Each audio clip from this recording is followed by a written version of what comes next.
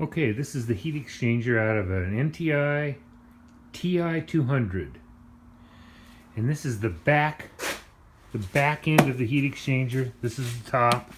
This is the flue gas comes out here, and this is the plastic flue gas connector, which I mentioned before.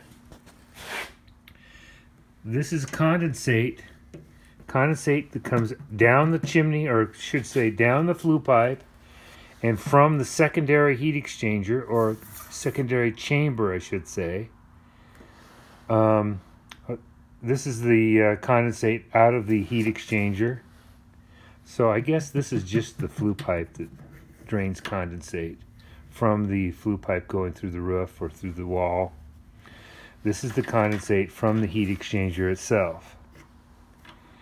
So if you have a black Y fitting, check to make sure that it's not part of a recall. I've seen these Y fittings totally deteriorated and falling apart. So there was a recall on them one time. I don't know. They used to pay you money to replace them. I don't know if they still do. These boilers are getting old enough where you're probably on your own. But anyway. Okay. So this is the flue box, or the flue gas collector. And there's just simply a gasket here. I think there's a gasket. Anyway, rubber gasket there that makes the seal. And I mentioned in another video that I've seen these totally deteriorated. This one looks in excellent shape. And inside is the, what I call the secondary chamber. This is where a lot of the condensation happens. I'm turning this around.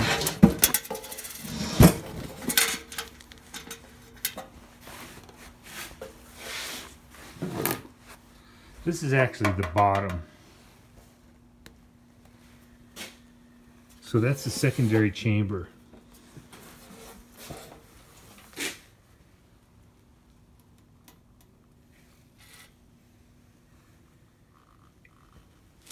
And the back panel there, on the other side of that, is the chamber divider. So let's look at that.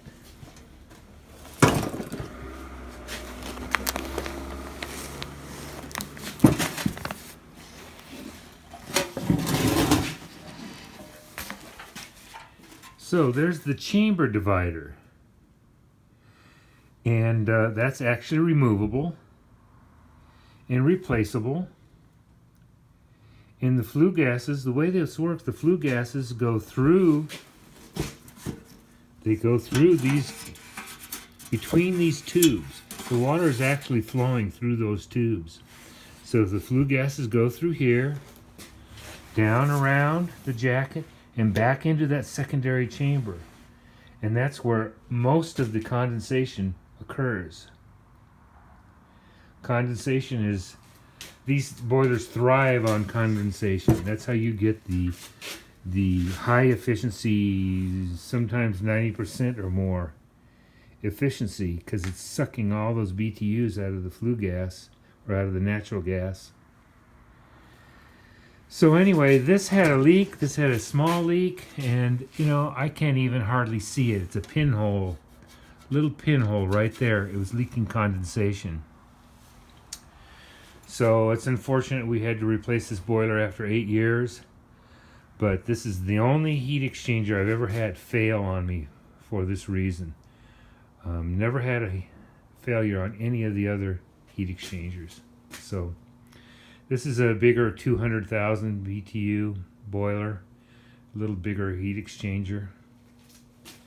And in general, we've had good luck with these. I've installed pretty much NTI exclusively. We've installed a few others.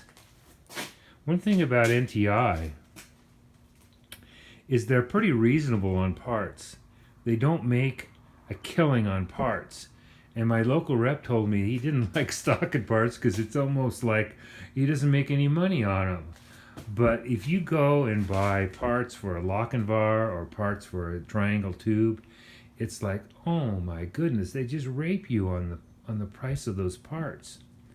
You know, it's not unheard of to spend $700 or $800 or even more on a blower for like a triangle tube boiler. And that's really the downfall of a lot of this high efficiency equipment, is that you know, a controller can be $400 or $500, a blower can be that much or more. You know, come on guys, it just doesn't have to be that way. If you want people to use your boilers, you know, you gotta not only stock parts, you gotta be reasonable on the parts. And that's another thing, is that parts can be a real pain in the butt to get. NTI is made in Canada, and my local rep is trying to stock parts, but he's even getting resistance from those guys. They have so much attention on producing new boilers that it's hard for him to get parts. So he's complained to me about that, not being able to get parts quickly or when he needs them. We've even had to go over and disassemble and rob parts out of a brand new boiler just to get one going. And now that I'm on a rant about boilers, boiler manufacturers don't realize that how important these boilers are in cold climates. I'm in Colorado, and it's like in the dead of winter, you can't afford to be without heat. And for a boiler not to be able to get parts for, you know, that's pretty serious. There's been a couple of jobs when we've actually installed two boilers. And so that if one goes down, they can still limp along on one boiler until we can get it fixed. In fact, I've walked in a couple of times at this one particular house where one boiler wasn't even running and they didn't even know it, because the other boiler had just taken over and was heating the whole house and doing domestic water on half the BTU load that we originally designed both of the boilers for. So anyway, just a note to boiler manufacturers: make parts easier to get to. That would make everybody's life much easier. Over here is the controls, all the controls and wiring harness. I'll set this out where you can see it. That's the whole control and wiring harness for this boiler. A vast improvement from the old T-Series. Cleaned it all up, made it look much nicer. And so those components will be easy for me to throw on my truck, and it makes it easy to troubleshoot boilers when you can't figure out what's going on. Well, you can just replace the sentry control or the thin wall igniter control, or you know, you can throw parts at it easily when you got a few old used parts. And it's easy to troubleshoot a boiler, because sometimes they're difficult to figure out.